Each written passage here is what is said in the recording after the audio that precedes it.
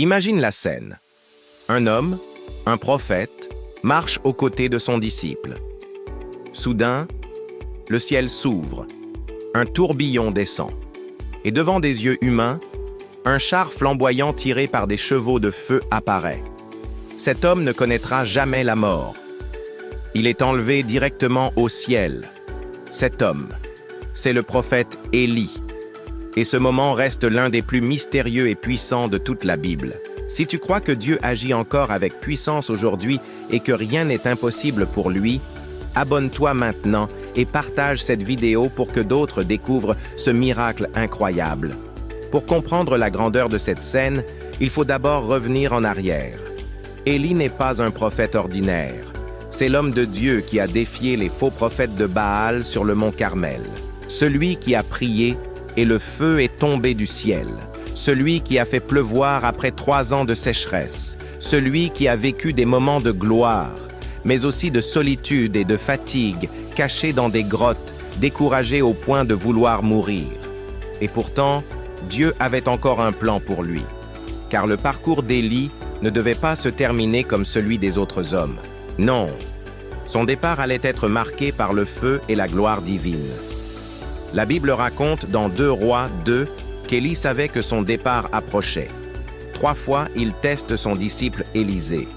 À Gilgal, il lui dit « Reste ici, car l'Éternel m'envoie à Béthel. » Mais Élisée refuse. « Je ne te quitterai pas. » Puis à Béthel, Élie répète « Reste ici, car l'Éternel m'envoie à Jéricho. » Encore une fois, Élisée s'accroche. « Je ne te quitterai pas. » Enfin à Jéricho, même scénario. Élisée savait qu'une double portion de l'esprit d'Élie dépendait de sa fidélité. Alors il s'accroche, coûte que coûte. Et tous deux arrivent au bord du Jourdain. Élie prend son manteau, frappe les eaux, et le fleuve s'ouvre en 2. Une dernière fois, la puissance de Dieu se manifeste à travers lui. Il traverse à sec, comme Moïse à la mer Rouge, comme Josué avec l'arche. C'était le signe. Dieu est le même hier, aujourd'hui et éternellement. Et là, c'est le moment. La scène que personne n'oubliera jamais.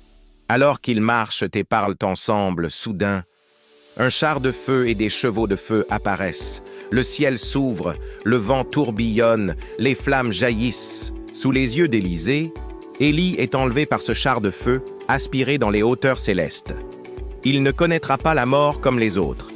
Il est transporté directement dans la gloire de Dieu. Élisée crie alors « Mon père, char d'Israël et sa cavalerie !» Mais il ne voit plus Élie, seulement son manteau tombé au sol. Le feu représente la gloire et la sainteté de Dieu. Tout au long de la vie d'Élie, le feu a été un signe de la présence divine, sur le mont Carmel, sur les soldats venus l'arrêter, et maintenant, pour l'accueillir au ciel. Dieu honore ceux qui lui restent fidèles jusqu'au bout. Élie a traversé des épreuves, des découragements, mais il n'a jamais abandonné sa mission. Et Dieu lui a offert une fin unique, un départ marqué par la gloire, non par la honte. Élisée reçoit l'héritage. Le manteau tombé symbolise la transmission.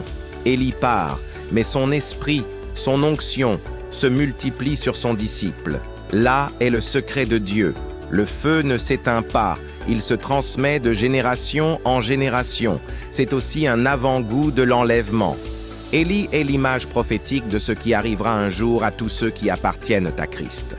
Comme l'apôtre Paul l'écrit, « Nous ne mourrons pas tous, mais tous nous serons changés en un instant, en un clin d'œil. » Que pouvons-nous retenir de ce récit puissant? Reste fidèle jusqu'au bout, même quand c'est dur, même quand tu es fatigué. Accroche-toi à Dieu comme Élisée s'est accroché à Élie. Désire une double portion.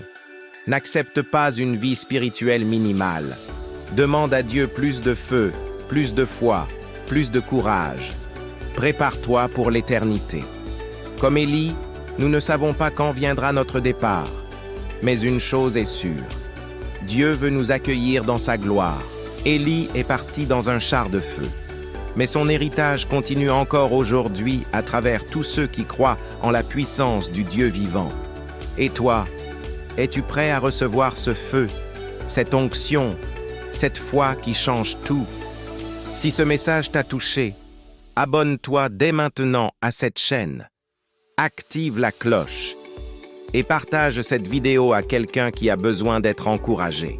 Laisse aussi en commentaire « Seigneur, enflamme ma foi, parce que le feu de Dieu n'est pas éteint. Il brûle encore aujourd'hui. »